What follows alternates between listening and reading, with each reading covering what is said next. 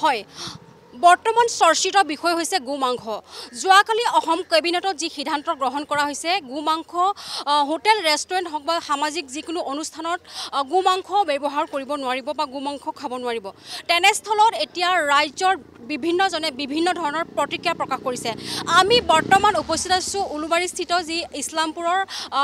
Mughal garden restaurant মোৰ লগত মোৰ সতীৰ্থ ভিডিঅ' জাৰ্নেলিষ্ট কমল আছে মই তেখেতক দেখাবলৈ অনুৰোধ জনাইছোঁ এয়া মোগল গাৰ্ডেনৰ এয়া দৃশ্য আমি যিটো ইয়াতে উপস্থিত হৈছোঁহি আৰু আপোনালোকে প্ৰত্যক্ষ কৰিছে এয়া ন' বিফ বুলি তেওঁলোকে এয়া ইতিমধ্যে পোষ্টাৰ লগাই ৰাখিছে আমি ভিতৰৰ চহৰলৈ যাবলৈ চেষ্টা কৰিম ইয়াৰে হোটেল মেনেজমেণ্টৰ যি আছে কৰ্তৃপক্ষ আমি তেওঁলোকৰ পৰা জানিবলৈ চেষ্টা কৰিম যিহেতু ইতিমধ্যে যি নিষিদ্ধকৰণ কৰিছে গোমাংস এলৈ যিটো বহু হোটেল ৰেষ্টুৰেণ্ট হয় বিশেষকৈ যি মুছলিম ৰেষ্টুৰেণ্টসমূহ এইসমূহত কিন্তু বহু প্ৰতিক্ৰিয়া হৈছে বা বহু ধৰণৰ এক বিতৰ্কিত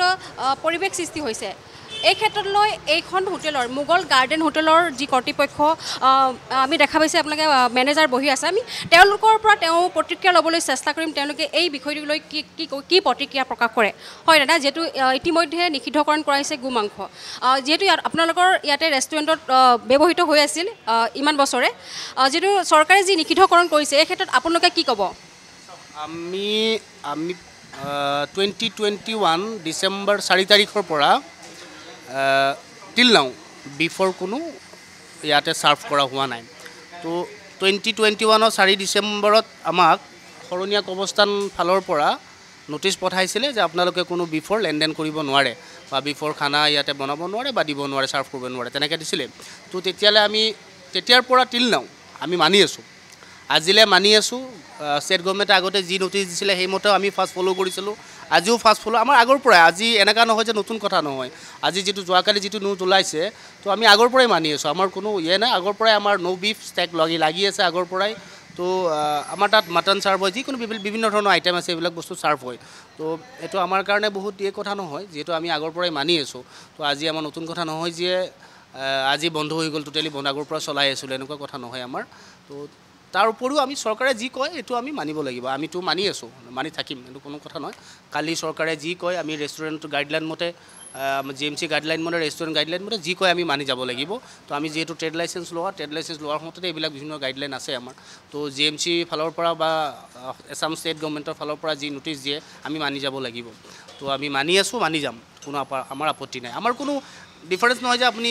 আজি চাওক অকণমান সময় ৰখিলে আমি মিনিমাম এতিয়াতো 12টা 12:30 হৈ গ'ল 1:30 2টামানৰ পৰা আমাৰ কাষ্টমাৰ এজ ইউজুৱেল ফুল হৈ যাব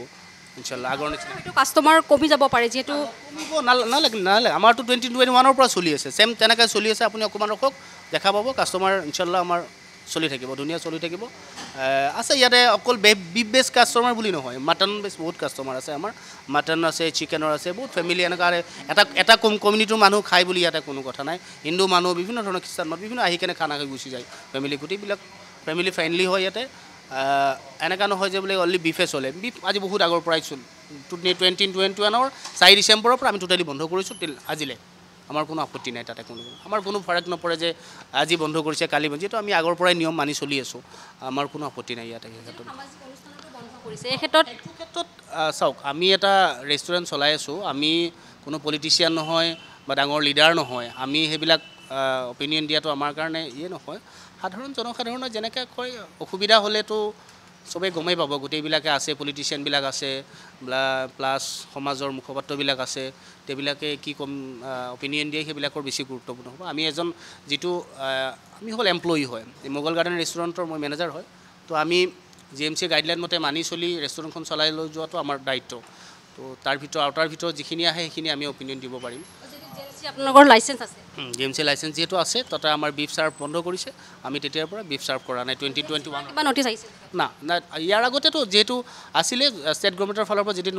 নটিচ ওলাইছে তেতিয়াৰ পৰাতো আমি চলোৱা নাই আজিলৈ নচলাওঁ আৰু যেতিয়া খোলা দিয়ে তেতিয়া বেলেগ কথা কিন্তু বৰ্তমানতো আমাৰ একো নাই আমি 21 পৰা বন্ধ কৰি আছোঁ আজিলৈ বন্ধ কৰি আছোঁ আৰু কৰি থাকিম কোনো কথা নাই তাতে আমাৰ বাকী অপিনিয়নটো আমাৰ ফালৰ পৰা দিয়া ভালো নহয় আমি ইমান অপিনিয়ন দিব পৰা মানুহ নহয় তো আছে সামাজিক মানুহবিলাক আছে ডাঙৰ মানুহবিলাক আছে পলিটিচিয়ানবিলাক আছে তেওঁলোকে যি অপিনিয়ন দিয়ে তেওঁলোকৰ কথা কিন্তু আমাৰ ৰেষ্টুৰেণ্টৰ হিচাপে চোৱা চিতা মানুহ হিচাপে আমি যিখিনি ৰেষ্টুৰেণ্টখনত নিয়ম কানুন বজাই ৰাখিব লাগে তো সেইখিনি বজাই ৰাখি চলাই গৈ আছোঁ আমি আজিলৈকে চলাই গৈ থাকিম এইখিনি আমাৰ ক'ব লগা যিকোনো খবৰৰ বাবে যোগাযোগ কৰক 7099017330 লগতে 7099017110 নম্বৰত।